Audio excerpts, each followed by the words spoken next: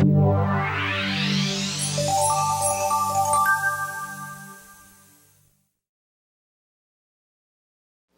right, well, thanks to Nigel. You all know that my name is Brad Crump, and I am the manager of CWNP. And by the way, I think that it's only fair that Nigel buys the first round of drinks tonight.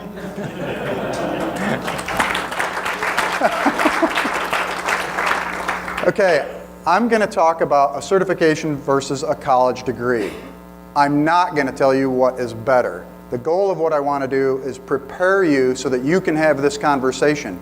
If you have kids that are in high school, maybe you're going to have the conversation with them, or your neighbor or somebody else. But as industry experts, eventually somebody that's younger is going to come up to you and say, hey, I'm making a big career decision. What should I consider? And so I'm going to give you some food for thought.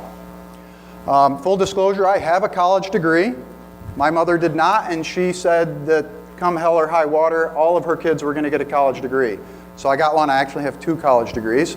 I also manage CWNP along with 2 other certification businesses. So I think about certifications 24/7, whether I like it or not. The first thing you've got to think about is, what are employers hiring? They're hiring expertise. And expertise is made up of your knowledge, your experience, and your reputation. And they're all built over time. So, when we look at the true cost of a college degree, there's of course the dollars that we all know goes into it. My daughter goes to a state school in North Carolina, and our cash outflow is $20,000 a year.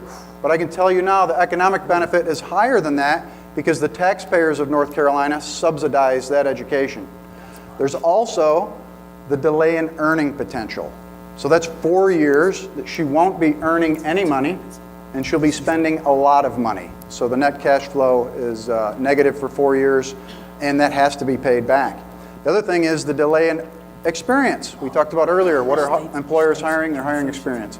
I do understand that there are some college programs that have labs and such where you can count it as experience, but the general rule of thumb is once you start working and drawing a paycheck, your experience starts.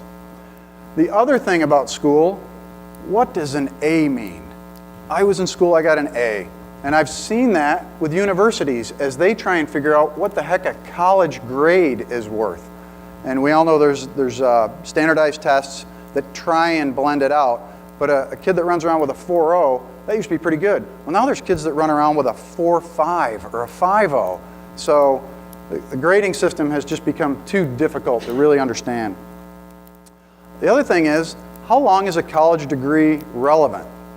I have a degree from 1986 with a minor in management information systems. Do you think that's worth a dime today? No, not at all. Okay, certifications. I'll let you figure out what the financial cost is. It's obviously something less. How long is a certification relevant? If I have a certification from 10 years ago and it's a good certification, which we talked about in my session earlier, then it's still relevant.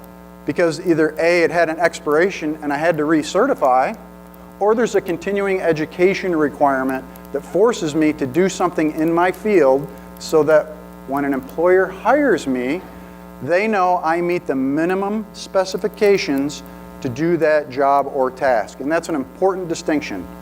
A certification, all it does is say that that person meets the minimum requirements to do that job or task. It doesn't say you're an expert in the field. It says you meet the minimum requirements. Okay, the financial impact there, obviously a certification, you're earning money so much sooner, so the trajectory is a little bit better.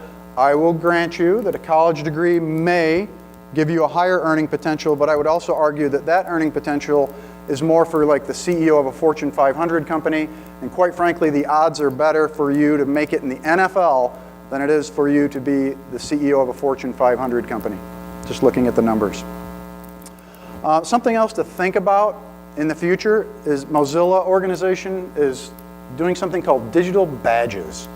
And this is something that's going to be online where you have to have a particular skill and you have to prove it, and you get to have this badge in your online profile. It's something new, it's out there, and it's very, very interesting. a trend in the industry, so something to keep an eye on.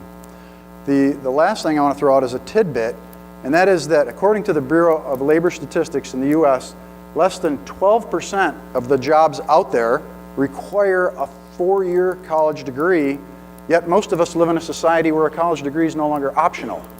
Everybody must get it.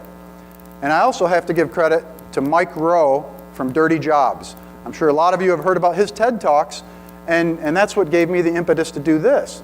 He's out there saying, you know, the country needs a lot of skilled people that are out there doing the jobs, the dirty jobs, and it's a fantastic talk and really gets people thinking. And so this is the food for thought for you. So the next time somebody comes and talks to you about going to college or getting a certification, here's a little different angle on the conversation. And I've got 4 extra minutes, so thank you all very much.